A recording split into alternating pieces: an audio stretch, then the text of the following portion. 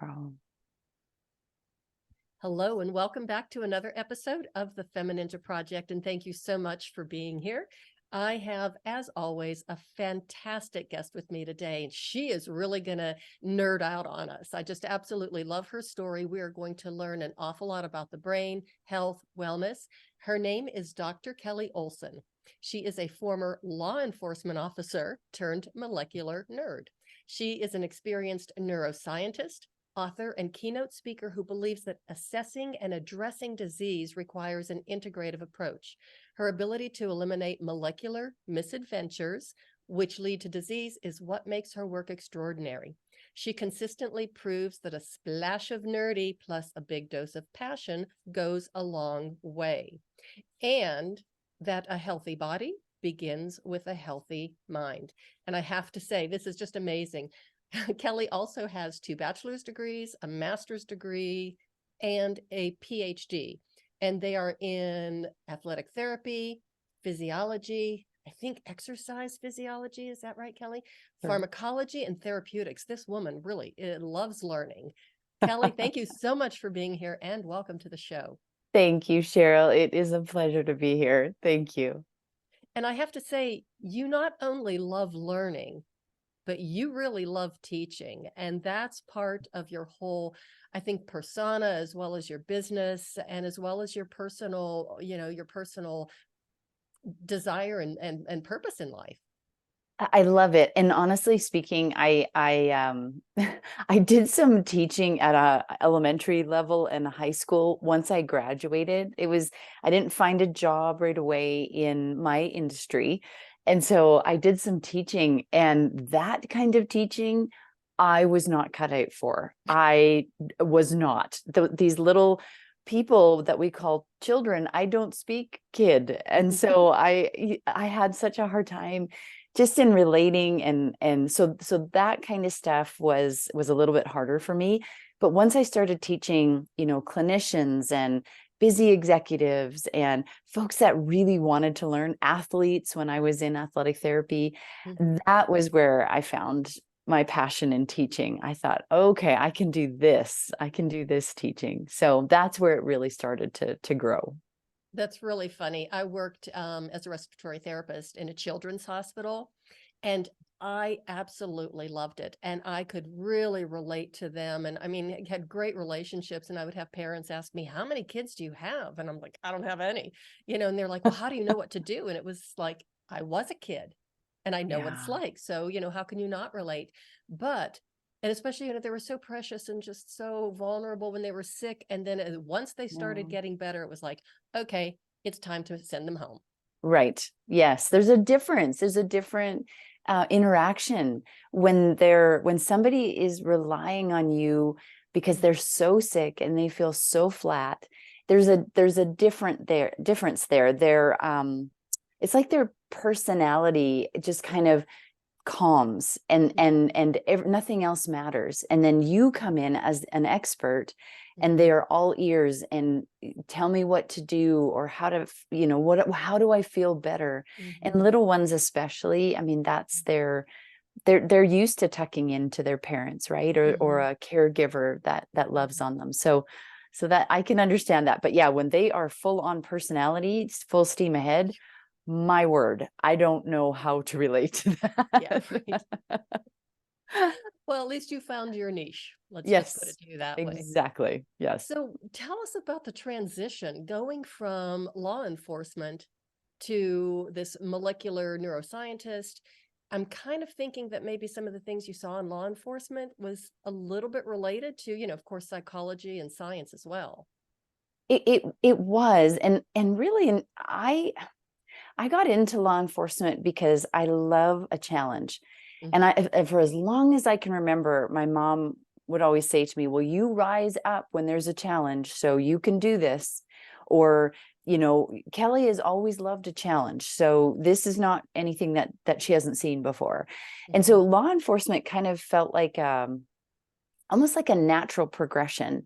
And I did border patrol. And so it was a little bit of a different feeling. I wasn't in a car or on a motorcycle, constantly on a beat somewhere. I was I was in a building and helping to defend my country. But at the same time, it was a challenge every day, dealing with the traveling public, dealing with people that were, kind of nefarious in nature, that didn't have the best interest of people around them at heart. And so to me, it was a challenge. Now, it just kind of fell short. There was something that I felt like I was missing, even though I loved my job.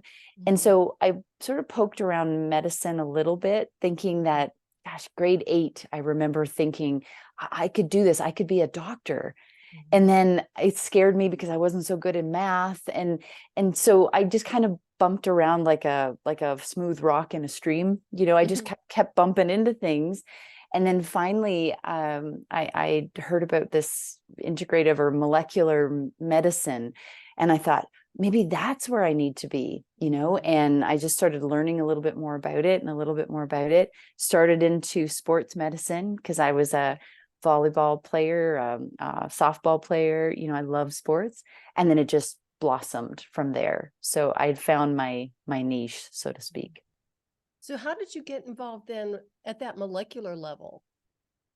Was Well, that part of your education, or was that, something that you segued into? I think it was both, but initially, great question. Initially, it was part of my schooling.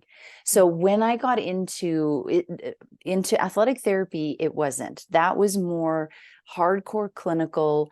Let's deal with anatomy, physiology, and let's also mix in the emotional part of being, an elite athlete. Because I worked with the volleyball team at the university, the football team, these elite athletes that they just wanted to get back on the field or wanted to get back on the ice in the case of the hockey players and different things. And so that was very clinical in nature. When I got into my PhD, and that was more the pharmacology and the therapeutics, that's when the molecular side of both health and disease started to fall into place. And I did not look back. After I got a taste of that sort of molecular understanding of health and disease, I knew that was my calling. So I pushed forward in that as well, as well as learning it in school. I find that really fascinating because, of course, everything in the body happens on a molecular level. Right. But it seems like it's not mainstream. And even as I was reviewing your profile and I was doing a very deep dive, that you can approach and change kind of like the mind of even the most, I don't know if you said the most shy or timid clinician into seeing this connection. So do you think that traditional medicine typically was not looking at health and disease from that molecular level? If I may, I would, yes. I mean, it seems like right now, and everybody's heard this term, it's almost overused, but it seems like it's disease care right now instead of healthcare in more of the traditional sense. And it isn't throwing shade on one discipline or another, because I think we can learn from each other. We being more on the integrative and restorative medicine side, and I shouldn't even say side, but ilk. And then we've got more of the traditionally trained allopathic clinicians that are very used to pharmaceuticals and surgeries and things like that. And each has a place, but together it's unstoppable medicine. And I think that's where my passion really lies in, is that each have so much to bring to the table, but alone they miss things.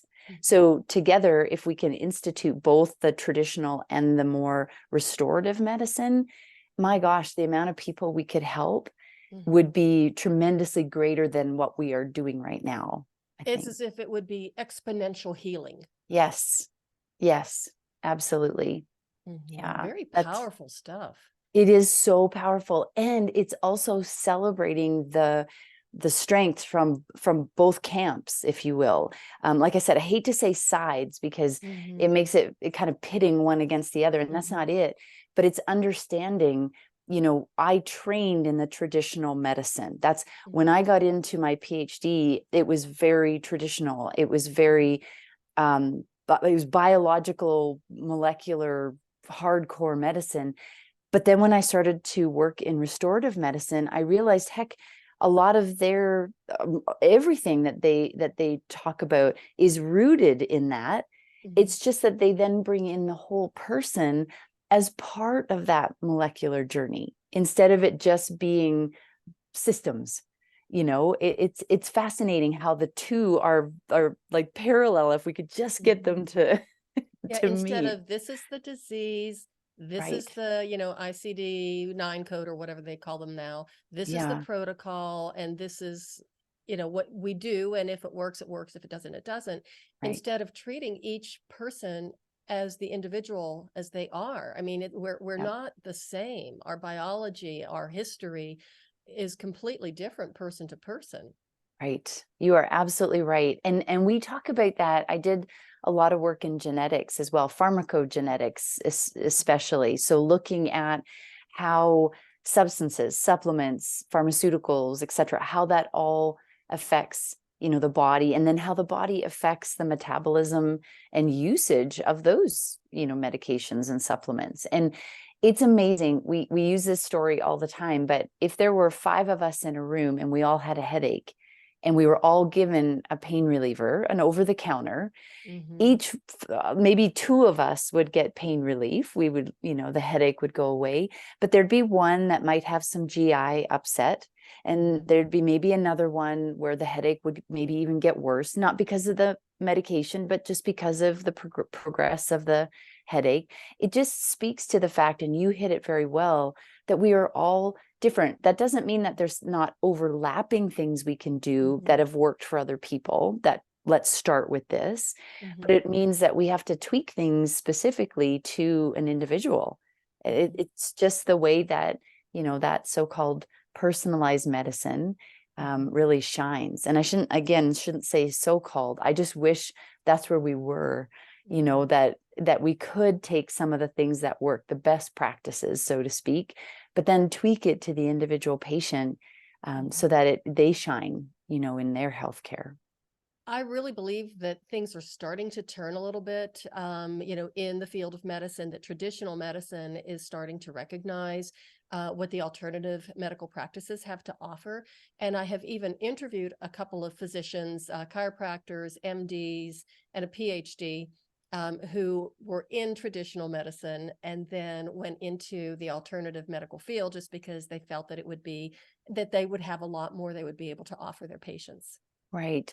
Well, it's interesting you say that, Cheryl, because, oh gosh, 2 weeks ago now, I guess it was, I was doing a lecture in California. And after the lecture was done, and I was talking more about the brain and addiction and in different things. So kind of on that molecular level. And he came up to me, and I knew him from before. He had been at a few of my lectures, and he's a physician's assistant. And he said, Kelly, I just wanted to say thank you for your insight from this angle on what's going on, especially in the addiction space. But he said, I also want to tell you that I am leaving his current practice. So he works in the jail system. And he said, I'm opening my my integrative and functional medicine practice. He said, I'm not there yet, but he said, I know I'm missing things, and I want to incorporate my traditional training in with the integrative space to help more patients on a deeper level. And I was so excited for him because I thought, you know what, you're taking the best of the traditional medicine and you're melding it together with, the best of the integrative space. Your patients are going to be treated, incredibly well in terms of health care, not disease management. And I know that there's a place for both, especially in chronic disease. But what if it didn't have to be that way for everybody? What if we could take it so that, the disease state actually becomes health care? So I like that. I have a gentleman I interviewed probably about a month ago who was an orthopedic surgeon. Oh, yes. Who became discouraged because he was tired of putting bones back together instead of teaching his patients how to prevent fractures and bone loss. So he left a very lucrative practice and launched his own functional medicine practice. And I Wow. asked him if he had much blowback, from some of his colleagues. And he said, Yeah. oh, yes, indeed. And even some of them told him that, he shouldn't do that because of all the people that had helped him train to be a surgeon, that it was kind of like a slap in the face. And it was like, but now he has a practice that is even more rewarding than the first one was. And he's helping people avoid fracture rather than putting them back together. But that there again, and I love that story, and I'm excited for him. But there again, it's the us versus them. And Right. I that drives me bonkers because it's not us versus them. It's let's figure out a way to work together for the good of the patient. That's why we take the Hippocratic Oath. That's why we take all these years of school. I mean, I have 10 years of university, Mm-hmm. and that doesn't include the 2 decades of experience. Like you are not putting the patient forward if you Mm-hmm. let your ego direct the way. And that Mm-hmm. comment about, it's kind of a slap in the face. It's from somebody who doesn't understand the potential of Mm-hmm. where they're at in their journey of trying to help their patients. They're at a distinct advantage because they have all this foundational work, Mm-hmm. and now they can start to work in some of that restorative medicine as Mm-hmm. well. I So even wondered if it was coming from a place of envy. yeah. It could be because it's terrifying to go out on your own like that. And of course, I Yeah, asked him, what that was like, because it takes an awful lot of courage to leave a lucrative practice and start going into the unknown. right. It takes a lot of faith and as well as courage. And he agreed with me. He said it was very difficult, but he just knew it was the right thing to do, and he had the support of his wife, that they were going to do it together. And it's turning out to be a wonderful thing. So I see him all the time on Instagram. It just makes me so happy because I can see him building this platform. Good. And, it's going to help a lot of people. And that's what it's all about. So true. That's really what it's all about. And I personally, coming from that traditional space and then Mhm. moving into functional medicine, I see that like I said at the beginning of our talk, there are shortcomings, I guess you Mhm. could say. And it's not a bad thing. It's just a shortcoming in our training that if we don't sort of work together or figure out ways to weave in, things from both traditional practices, we're missing opportunities Mhm. to help our patients. Just the other day, I had a really good friend of mine who suffers from migraines and has Mhm. for years, has gone to traditional doctors, and for a while she was being helped. There was some Mhm. medication that was working really well for her, but she had hit a ceiling. And she came to me and she said, do you have anything that you can do to kind of push me through this wall that I keep coming up against? Well, I did. I had other clinicians, I had other ideas, and you know what? Now it's been a few months now. She is already starting to feel like a brand new person. And I'm not saying that this colloquially will, help everybody and their dog, to feel better. But what if it does? What if it Mhm. makes you feel even 3 degrees better than where you're at right now? And it gets you to a point where you can breathe again and you can Mhm. say, okay, I can do this. And then, another clinician comes in and they've got another suggestion for you. Mhm. And not to make you feel like a pincushion or somebody who's just being sort of picked on and let's try this, let's try that. That's not where we want to go, Mhm. but we want to definitely open things up to go, wow, did you think about this? Or did you think about these Epsom salt baths after you've Mhm. worked out instead of having to take an over-the-counter pain relief? Like, Mhm. all of this stuff that we can start to incorporate. So that's exciting. I'm really excited for that orthopedic surgeon friend of yours. Well, and it's so much better than you mentioned being a pincushion or whatever, or a Yeah. chemistry set or a Right. chemistry experiment. I was in a position several times in my life where, okay, we'll try this medication and now try this. And I'm like, I have horrible side effects. It's making me nauseous. I can't eat. And I was underweight at the time. And the guy says, well, here, try this medication. And he gave me a sample and I turned it over and I looked at it. And the first side effect was nausea. And I says, but I'm already nauseous. I can't eat. And he goes, we'll give you something for the nausea. And it's like, okay, well, Right. obviously this is not going to work. I need to figure this out on my own. And that's a Yes. really scary place to be as a patient, as a person that, I have to figure it out. On the other hand, it was incredibly empowering as well. It's true. That is true. And you're right. It's a very thin, and you know this, with sword work and different things. It's a Mm-hmm. very thin line, sharp and thin, because on one side you think, I don't know where to go. All I know is medication, or all I know is X, Y, and Z. On the other side of things, where they're, basically you're left to your own devices. Well, where do I go with that? Mm-hmm. All I know is more the pharmaceutical side of things, or surgery, Mm-hmm. or traditional med. Where do I go? So that both sides, you're absolutely right, can be equally fear Mm-hmm. based, Mm-hmm. but at the same time, it can also be empowering, to your point, where Mm-hmm. even if you can just get a foothold. I always think about the free climbers. Mm-hmm. I was watching a TED talk about the free climber in oh, it was El Capitan, and Mm-hmm. he free climbed, the rock faces, which to me is absolutely incredibly crazy, but he did it.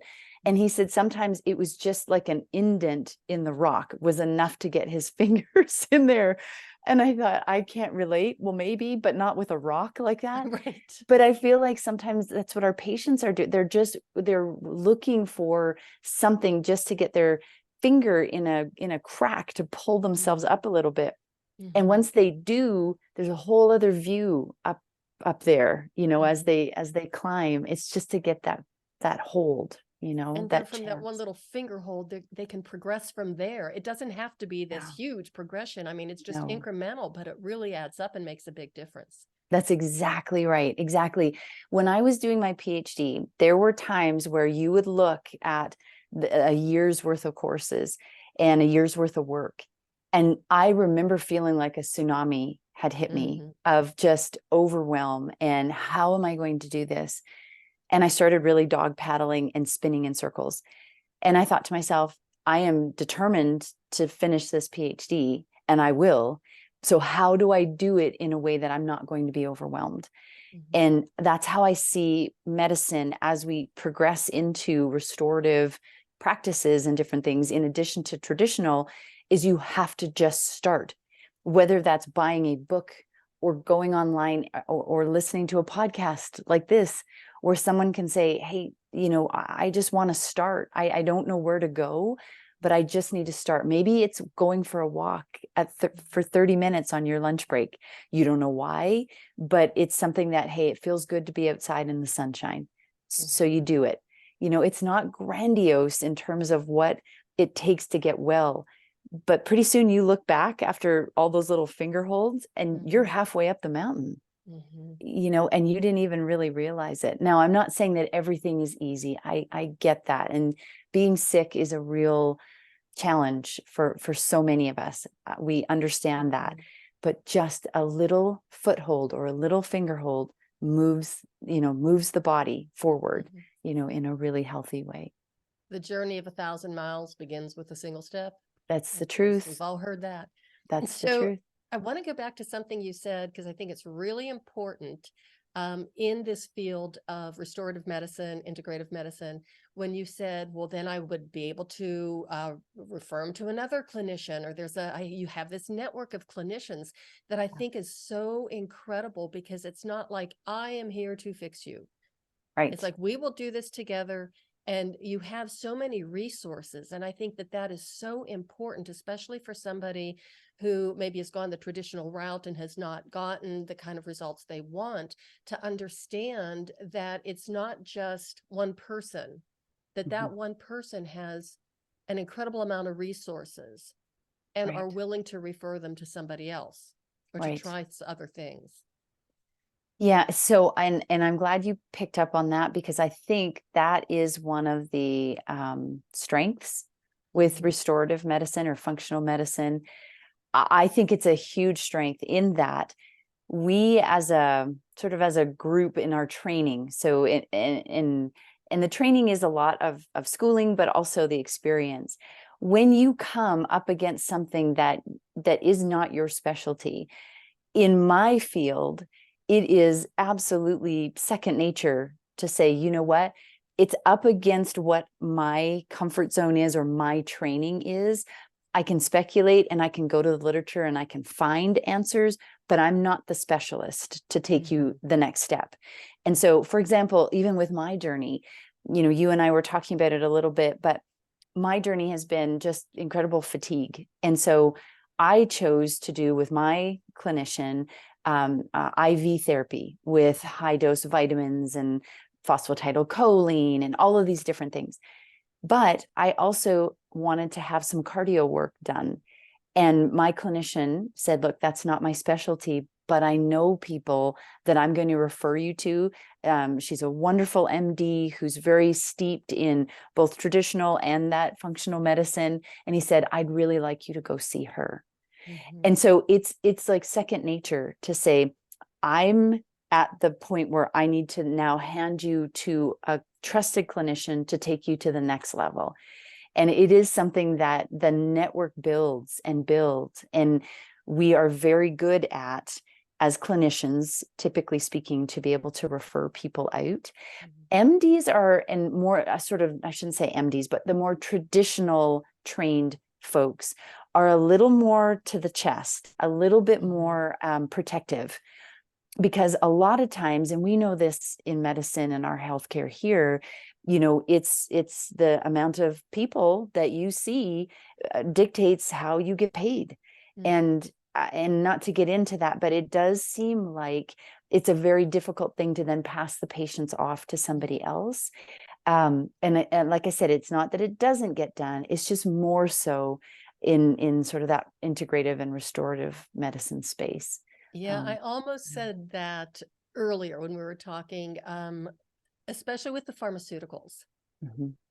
And I think that there's a whole lot of maybe, I don't want to say emphasis, but let's face it, it's a money-making machine and it's a business. And I mean, I don't take anything. I'm 67. I'm on no medications, which just shocks everybody. One of my doctors actually said, well, do you know how unusual that is? And do you want to get on something? I'm like, for what? For what? Yeah, no, what? I don't. Prophylactically, Yeah, but it's just crazy. And, I don't even take Advil. I probably take maybe between 2 and 4 Advil a year. And it has right, to be really bad.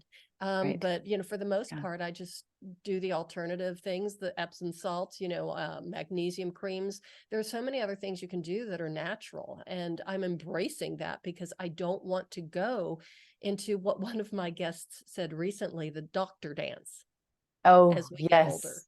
Yes. Yeah. So, And it's funny that you say that because I know my mom too, she just turned 80 and she's on acid reflux medication and that's it. But her doctor said, given your age, I'd like to have you on a high blood pressure pill. And I said to my mom, well, do you have high blood pressure? And she said, no. And I thought to myself, where is the logic in this? Okay, prophylactically, okay, I see how they're thinking, but there's no high blood pressure. So where is the prophylactics even? It's so. And again, I want to make sure your listeners know that I'm not throwing shade. I'm not saying don't go to your traditional doctor. No, please just keep doing what you're doing, but listen in on maybe instituting a couple, practices that are more natural and more integrative in their in their purpose. But yeah, that just shocked me when she said, well, because of my age. What? You're not on any other medication anyways. So I don't understand this. So yeah, I'm it's kind of weird. guessing that maybe that doctor has rarely seen an active, healthy, vibrant 80-year-old in their practice. Yeah, good. That's It a might have been very just good such point. an anomaly to him. Yes, that's a really good point. And that also brings up another good comment or another good point in that there are a lot of people and they don't have to be over the age of 70 that are sick. So we are not talking about today, those that are in true need of pharmaceuticals and or surgeries and this and that, or emergency medicine where, oh, we're just going to, tell them to go into an Epsom salt bath. No, there's logic here too. But in a generally healthier person, why not walk down that path of, choosing some more of the comprehensive body needs versus a quick, let's put a Band-Aid on it and figure out what, medication's going to take you a little further down the line. I just don't understand that. I have another client, or not client, guest that I interviewed a few weeks ago, and his message is, he's, I think, in his early 60s, and he decided at the age of 25 that he wanted to die healthy. And that was his whole goal in life. And he started pursuing, self-education and formal education on the topic exercise, health, wellness, and all of that. And it stemmed from the fact that his dad, at the age of 59, could hardly get out of a chair without help. And he was like, I don't want to be that person. And so his whole like belief system, or his mission, is to help other people stay stronger, stay younger, and die healthy. Oh, I like it. That's good. That's really good. It's not like, let's wait until you're sick and even try some of these alternative things. It's having an alternative practice, caregiver, practitioner, whatever, to help you maintain good health and wellness. Right. Yeah, I like that. It's like the traditional doctors, when somebody is in pain, they'll say, well, I want you to take this pain medication to stay ahead of the pain. And rather than get sort of, and again, almost that tsunami, example we talked about, where now you're in the wave and it's a lot harder to swim your way out again. So staying on top of it. But in his case, how he's envisioning it, it's stay healthy, for as long as you possibly can. And it's absolutely possible. I mean, I love the latest documentary, the Blue Zone fellow, is it Dan Buettner?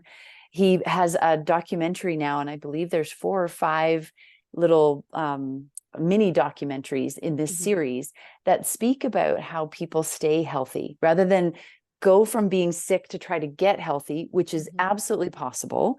But why not, if you are relatively healthy right now, stay there, and continue in those practices that keep you there.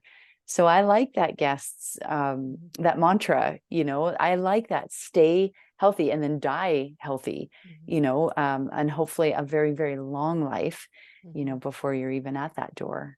Well, he wrote a book, and he sent me a copy of his book, which I thought was very nice. And, I thought, oh yeah, I would like to see, I wrote a book on fitness over 50. So yeah, I'd love to see his book.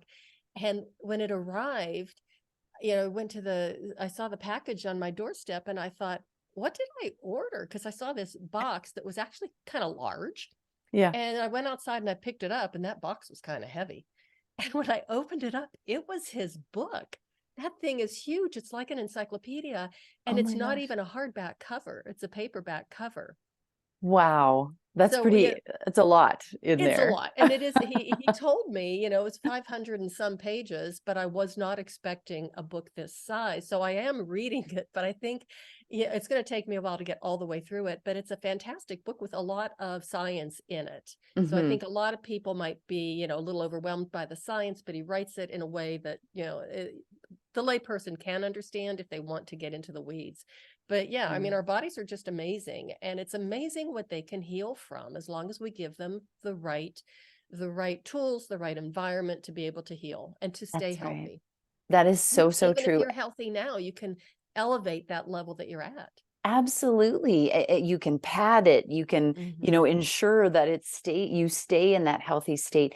I did a whole certification in functional nutrition because I believe, like you and like your listeners, I am sure do, that food really is supposed to be fuel and medicine, right? And so what we put in our bodies, whether it's the lotions that we wear, whether it's the food that we put in our mouths, and even in a lot of cases, what we listen to, getting back to that whole brain, sort of our thoughts and how powerful our thoughts can be, the things that we see, all of those things, and again, talking about those little steps that we do in our lives, wow, if we could just add a few more glasses of water, or maybe some a vegetable or something, again, if there's no GI issues, Mhm. once a day, like just start there Mhm. and work your way up into what works for your body and your, your needs. My goodness, the stuff that we could accomplish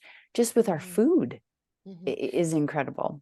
Even just walking away from the processed foods, I just Right. can't believe how much, the more I talk to guests like you and the more educated I am on the subject, the more I look and read the labels. And I started reading labels. It was right after I finished graduate school. So I was in my early 40s Hmm. and was trying to lose weight and didn't understand why I couldn't. And of course, people would say, well, you're 40. That's, what do you expect? You can't lose weight. And, menopause is coming and it's really going to get bad then.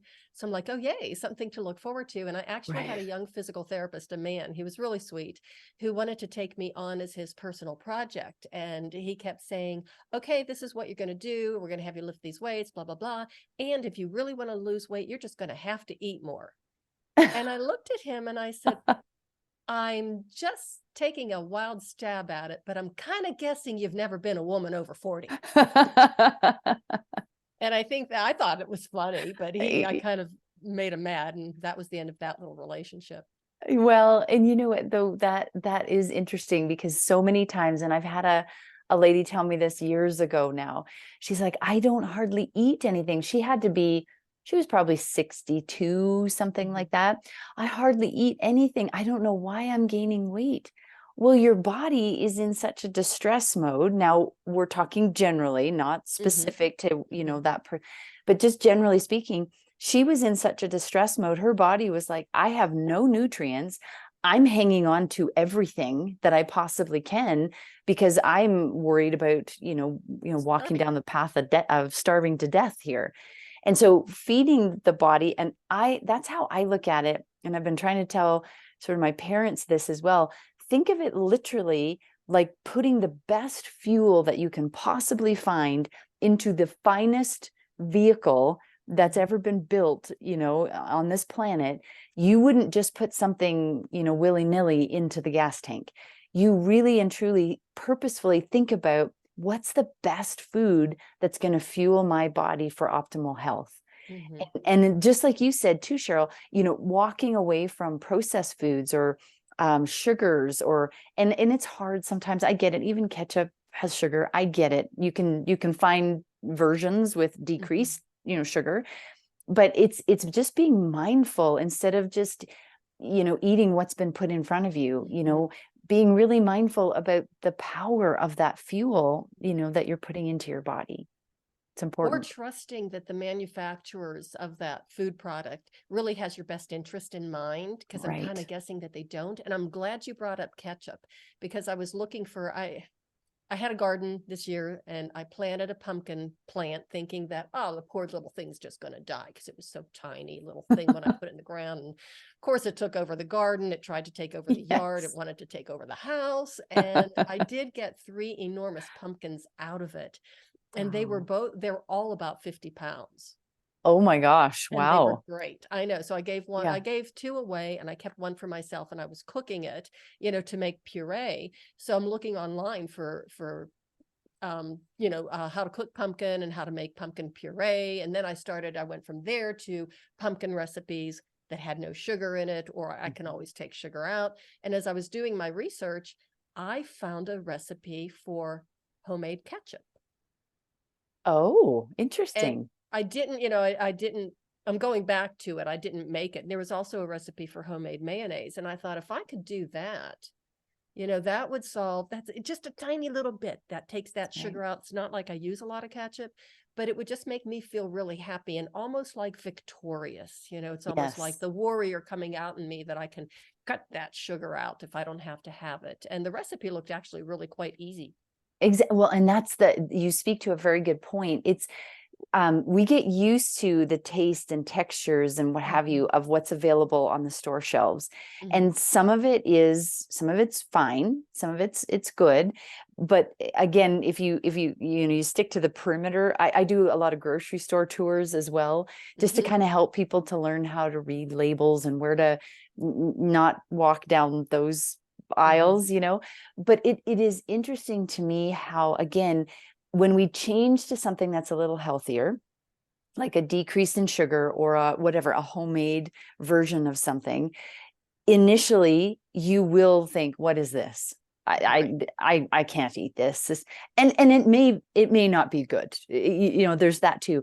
But give it a chance, because it's going to be very different than what you're used to tasting and enjoying, from our more traditional shelves. It is something that, to your point too, Cheryl, when you say, hey, I'm a warrior, I'm taking charge and I'm doing this myself. I grew this pumpkin. I'm making my own pumpkin puree for this amazing pumpkin, whatever, I did this. And to me, that's a way of also taking care of your body, taking care of your mind, your spirit, your soul, all of that, just by growing a pumpkin, for goodness sakes. Like, not all of us can do it. I get it. You live in a high rise, whatever, but you could do a little container garden, maybe on the balcony, or maybe you can grow some herbs in the window. You've got opportunities. If you've got some sunshine coming in, you've got opportunities to take control and say, hey, I'm going to do this a little different, than what I'm used to. I have my rosemary plant. I brought that in before the weather got too cold, and it's in the foyer right now next to the peace lily, and it's going crazy. Oh, and I bet you when you take and you harvest some of that and you put it in a dish, it is so much better than shaking it out of a dried shaker. I know. It's going into the turkey tomorrow. That's Oh, for sure. yes. Yes. Okay, so enough I about love it. cooking and me. Right. And my Now we're pumpkins. hungry. Now we're Yeah, hungry. I know, right? And the thing about the pumpkin, though, it was just really great exercise too. Oh, yes. Oh, Because, yes. like I said, Tending to your garden. oh yeah, Yeah. even just picking it, because I did it myself. I waited until my husband was gone playing pickleball, and I Yeah. thought, I don't even know if I can pick this thing up, because I had detached it from the vine. So I used my good body mechanics, and I was able to pick it up, and I have a really huge yard, and I was able to walk all the way across the yard and put it in a safe place. And I thought, I feel again victorious. Yes. Yes. But there again, like you said at the beginning, it's these little things that it doesn't have to add up to these, well, it does add up into these wonderful, gains for our bodies, but it doesn't have to be, and I have to tell myself that too. You know how they say when you've got one finger pointing at someone, you got three fingers pointing back at you. Right. It's the same thing. I always think, okay, well, I've got to get to the gym. I've got to put in 45 minutes of lifting weights. And that's really great if you can. But if you can't, how about 15 minutes of doing some really concentrated, lifting? Or how about 30 minutes of going for a walk? Okay, you didn't get your weight training in, but you got some cardio. Or, it's these little, instead of beating ourselves up, which does no good whatsoever, instead of doing that, go, all right, well, what can I do in this 30-minute block of time?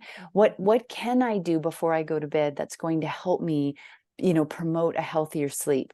Does that mean that I, stop eating at supper time and I make sure that I've got about 3 hours before I go to bed without food? Okay, let's do it. It's not this massive checklist we have to do every day, and every day we just have to get better at it, Because that would be overwhelming. And I like it would to be. describe it to my clients that, because with movement and exercise, just getting movement, because I'm a Yes. physical therapist who hates exercise and thinks that chocolate is food. But I love movement. I love to dance. I love my martial arts. And so you have to find something that you truly love. But I always tell them, look, it's like putting pocket change in the jar, in the change jar in the pantry or wherever you keep it. You just toss those little pennies and dimes in there and don't even think about it. And before you know it, you've got enough money to go out to dinner or maybe even take a trip. That's right. So that's just like those little gains really add up. That's right. Actually, I love that analogy. That is such a visual. If you're like me, I'm very visual, so I'm always trying to figure out ways to kind of instill that message in folks, that it really isn't about, the jar of money. It's about putting that money consistently in the jar, building it up at your speed, but it's a consistency. And I think that's the key that I'm finding, even with, I had student loans, like so many student loans, I'll and bet. yeah, and now I'm finally to a point where I can start saving money, and I'm looking around, I'm thinking, oh my gosh, everybody else has these, these massive nest eggs, and you think in your head everyone else does, because that's your narrative, and they don't always. But the fact is it's time to start, and time is to start is now, and the time to be consistent is now. And we can say that whether you're 20, whether you're 72, it doesn't matter. When it comes to health practices, the time to start is now. And you've probably heard this too, Cheryl, especially with your martial arts. I'm a Muay Thai not fighter, but I trained in Muay Thai. Nice. And one of the adages is, when is the best time to plant a tree? And of course, that's 25 years ago, because now you're enjoying the shade, you're enjoying the beauty of the leaves, etc. When's the second best time? Today. And so I always say that with health, 25 years ago would have been lovely, if we would have started or whatever. And some people that are listening maybe aren't even quite 25 years yet. So take heed. But the second best time to start, a health journey is today. And it's these little steps, it's being consistent that really and truly matters. So I just want to add one more little tip for the listeners, because I love this. Of course, small things start today. You might even want to write down the one small thing that you added today. It's a good idea.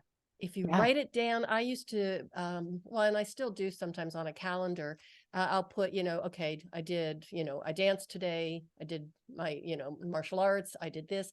And so I see consistently what I'm doing. And that even tells me, oh, no wonder why I'm tired. I didn't take a day off.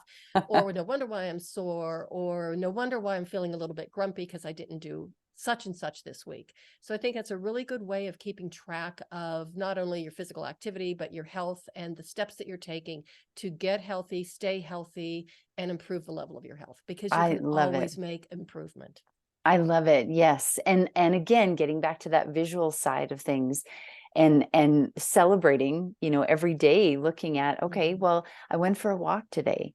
Or, hey, I was in the gym and I was lifting weights and it feels amazing. Tomorrow I'm going to be sore, but it's a good sore, or whatever. You're right. It's a way to kind of celebrate those daily, consistent, choices that we've made. But at the same time, if, let's say, on the calendar that week, you've got a day where, you really didn't get to what you wanted to do, it's not a moment for you to beat yourself up and go, well, see, I can't do this. No, it's a moment where, you think to yourself, tomorrow's a new day and I can do this tomorrow. I can do something tomorrow to add to my calendar. So I love that, Cheryl. I think that's a really great way to even keep ourselves accountable. That's important. That is a perfect segue, since you're talking about your thoughts and changing that, narrative, is to talk about our thoughts, what we hear, what we believe, what we tell ourselves, and even what we hear from other people, what we hear from, the TV, the radio, the media, society in general, really has an impact on what we do and what we become. So now we're talking about the neuroscience that I love so much, and the principle of neuroplasticity, which is just so fantastic. But before I'm going to have you launch on a discussion about this, I just wanted to let you know that when I was in graduate school for physical therapy, and I graduated, it was my second career. So I was 40 when I graduated, and that was 1996. And we were taught in all of our neurology classes that this power, nature's miracle is what I call it, this power of neuroplasticity actually disappears at the age of 14. And even, I'm sitting there scratching my head going, okay, so I'm just a, dumb PT student here, but that makes no sense to me. No. So now it No. seems like the neuroscience community or whatever has caught up, and now we know Hmm. better. Hmm. Thankfully. Yeah, we Yes. definitely know better. And it is again, not throwing any shade on anyone, we learn as we go, but to think that our brains basically became like static instead of dynamic at the age of 14 makes no sense, because we're even the insurance companies know this with young men, right? When you go to get car insurance, there's a reason why they keep the prices so high until the age of 25. Mm-hmm. The cortex, the front part of the brain, where executive reasoning resides, gosh, that doesn't get mature, if I can use that word, but it doesn't mature until at least 25 in males typically. And so our brains are always, they're very dynamic, and they're very receptive to learning, and the pathways that get laid down, that's sort of the growth side of things, or the plasticity that you talk about, where if you want to learn a new language, yeah, it's a little bit harder, when you're 40 versus when you were 5 or 10, whatever it was, but it's still very possible. And our brains are very receptive, and we should be exercising them just like we would exercise, our muscles in our lower parts of our body. So the plasticity is really important, in that if you think about it as, highways and byways, essentially, and they're trillions of different, connections that are going on in our brains all the time. Imagine the power, with all that electricity, that chemical energy that's in our brains. But it's like highways that are laid down, that take, cargo and people and different things to different places in the country. If we just look at, let's say, America, for example, those highways and byways are the life links. I mean, those are how we get, like I said, cargo, but in the case of brains, that's how we get messages. That's how we get, nutrition. Our brain cells grow to places where there's active nutrition for those cells. And I've seen it. I've done it in little petri dishes where we've harvested brain cells from from animals. I won't get into that. It's very, very, up above board and humane. But we'll take those cells and we'll grow them in petri dishes, and the cells will kind of it's like a branch in a tree, and it'll grow out to the nutrient, but it will not grow to where there's no nutrition at all. It won't grow. So that tells you, even though that is sort of ex vivo, if you will, or outside of the body, but it tells you that our brains are very, very good at finding nutrition and growing in such a way that it helps to keep those cells very healthy. That was incredibly nerdy, but that was my wonderful segue into understanding how the brain really does stay dynamic if you allow it to.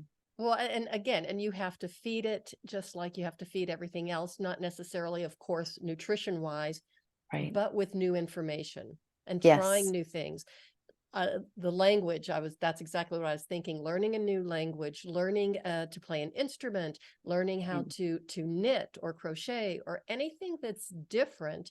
Our bodies, our brain really craves that. And that's another thing that helps keep us young.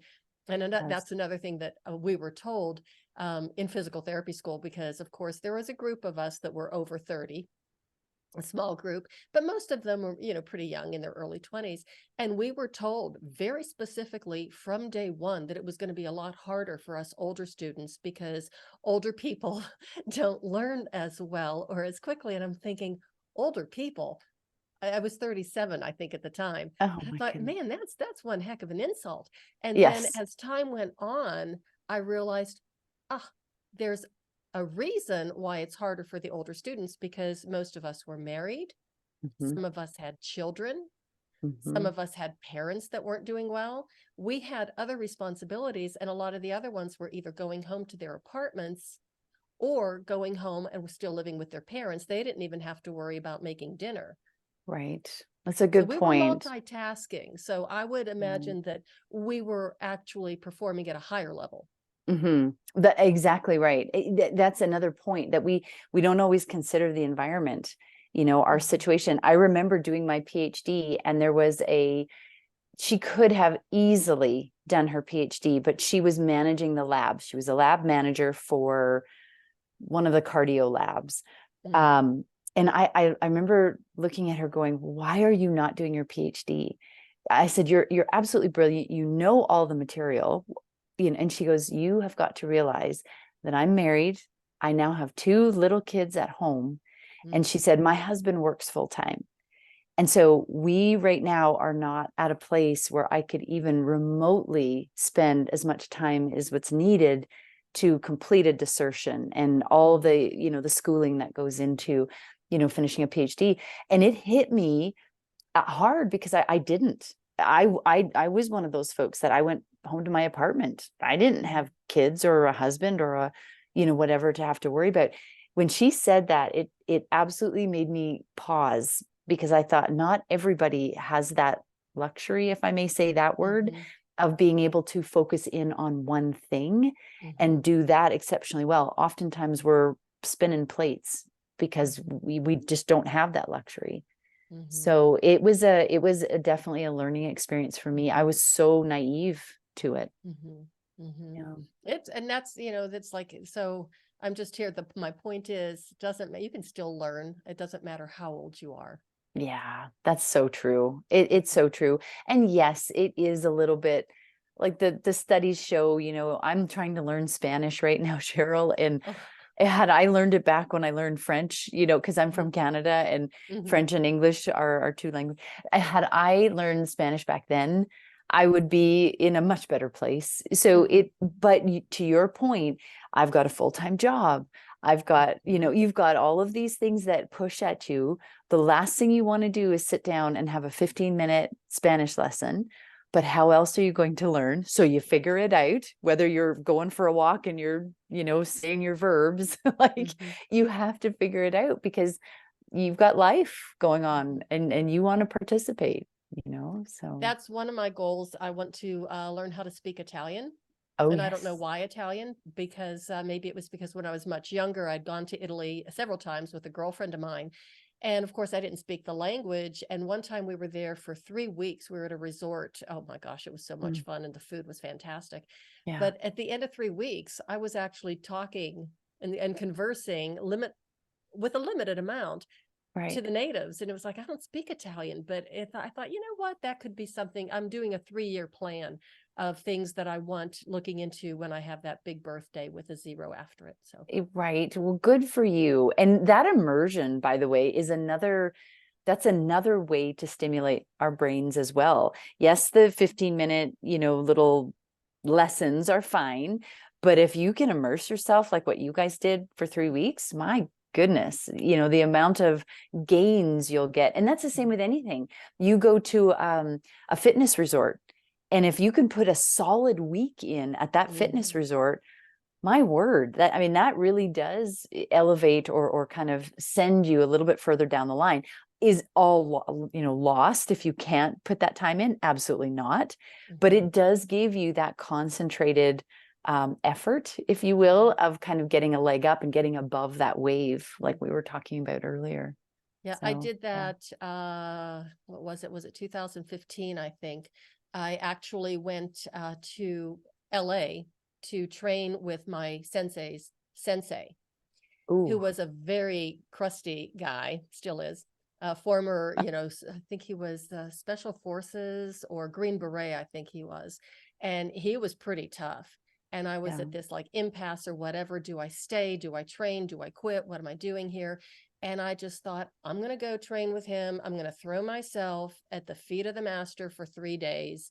And if I survive, I have my answer. If I don't, I have my answer. So I Mhm. spent 3 weeks of sheer hell with Oh this my man in goodness. training. But I came back victorious. It was just amazing. Yes, and good on you. And again, that's a decision. This is all we talk about consistency, but we still have to make a decision to get, walking down that consistent path. And you made a decision, and it was a defining decision too. Not all of them are. That one certainly was. That was something that you stuck by it. And look at you, you're looking back going, I did that. I did that. I felt pretty That's proud of cool. myself. Yes, absolutely. And so you should. So there are so many other things that we can talk about because you have so much, so much to offer. So I really do want you to hit on a couple of, different things like and you don't have to go into a great deal of detail, but like the brain gut connection, everybody knows, we hear about this a lot. And these are the things that you really focus on. And I think it's the practical medical nutrition, as well as, sleep disorders, adrenal fatigue, and immunological disorders, because all of that is integrated into the same package of either good health or creating ill health, which eventually creates disease. That's right. Yeah, Yeah, that's that's right. mouthful. So. Well, there's a lot to that. Absolutely. But it's by design as well that those are really kind of my specialties, if I can say that. Because to your point, they all dovetail together pretty nicely in health and in disease. And so the upregulated immune response, well, we need that, especially if we're being insulted by a bacterium or a virus or a something. But a continued immune activation actually gets us into a place where we're potentially looking down the barrel of a chronic disease or an autoimmune disease. And that's not a death sentence at all, but unless you can get help getting out of that pit, so to speak, then it can feel like it's a death sentence, and it's the same with the brain gut connection. A lot of times, if we're not paying attention to the way our intestinal needs arise, and they can change, throughout our lives as well. If we're not paying attention to that, well, now we find ourselves again walking down a chronic disease path. So the reason why in adrenal fatigue is the same thing, a lot of us, myself included, like I talked about, just feel so flat and so tired a lot of times. And it's not good enough to call it chronic fatigue syndrome in my mind. And I may be in a lot of trouble for saying that, but it's not good enough to give it a name and then not have something that we can do about it. And so, looking at the various angles that we either find ourselves in because of a disease state or trying to avoid because we're trying to walk down that healthy path, all of what you mentioned, it seems to me to fit together so nicely, and we can help people on, and it's not confusing in regard to, it just sounded, like you said, it sounded like a mouthful, and it was, but it's not confusing in a way that they fit together, I guess is sort of the way I'm setting this up.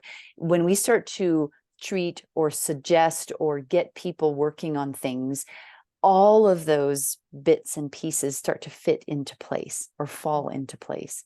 Now, does that mean that it's magic and everybody can, heal at the same? No, of course not. It takes time and effort and understanding, and a lot of times blood, sweat, and tears. But they tend to really work well together. And if you start to shore one up and start to really assist and support, a lot of times some of the other stuff toes the line, falls into place.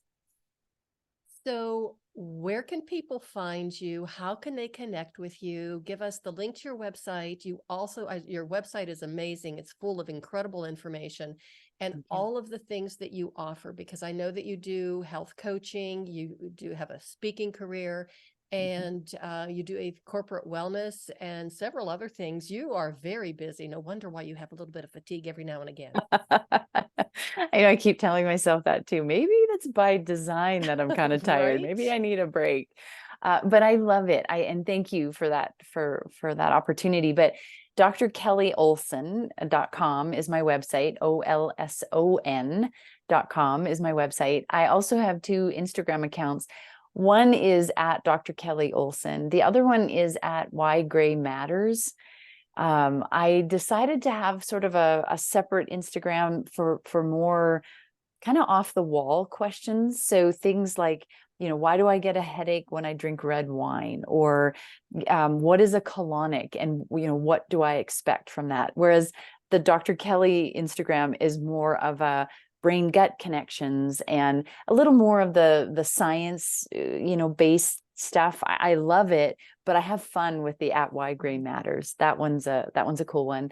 I'm starting to work on a YouTube channel as well. So hopefully that'll come out here shortly. I have LinkedIn as well, but it's best just to probably find me right on my website. Pretty easy. And if you want a consultation, I do free 15-minute consultations. You can sign up on my website. So that's really cool. And look for me on the speaking circuit too at some of these integrative conferences. I'll list them on my website so that if anybody ever wants to come out and have a listen, I'd love it. Okay, so when you do get your YouTube channel up and running, Yes. contact me, let me know. I'll take the link and I will put it on the in the show notes, even though this Okay. episode will have been live and posted. I've got a fantastic website for the podcast. Everybody knows that. So I will include that on the in the show notes. And okay, as far as the at why gray matters, is it GRAY or EY? AY. Okay. Yes, good. Oftentimes I will focus on that because there's two ways of doing it, but it's the AY. Okay, great. Because I wanted to follow you on that one too, because I think I'm Thank already you. following you on your other Instagram. I'll have to double check. Thank So, you. Kelly, thank you so much for being here today. This has been a fantastic conversation. I am so glad we connected, and I'm so glad that we were able to make it work. Me too. This has been wonderful, Cheryl. And thank you so much for this platform. What you're doing is incredible, and it's an honor to be part of it. So thank Oh, you. thank you. Thank you so much. I really appreciate it. It is a lot of work sometimes, but it's a labor of love. And I meet people like you, and I get fantastic information I can share with my listeners, and it helps me as well. And I have another little tool in my toolkit for the 3-year plan. Right. That's so good. Well, thank you. Thanks so much, Cheryl. Any final word of wisdom or pearl of wisdom you want to leave the audience with? I think the main thing for me is just start. Just start. That's like you said, the path of 1,000 miles starts with one step. And really and truly, as I don't mean to sound trite, but just start. Do something that's going to be healthy for your body and your mind. Just start. Perfect. And thanks again for being here. It's been a pleasure. Thanks, Cheryl. Thank you. Everybody, thank you so much for listening. I really appreciate it. Do share this episode with everyone you know, especially if they're interested in becoming healthy or staying healthy or just improving the quality of their health. And remember, just start. And do remember that it's never too late to take that first step. And that is the way of the FemiNinja.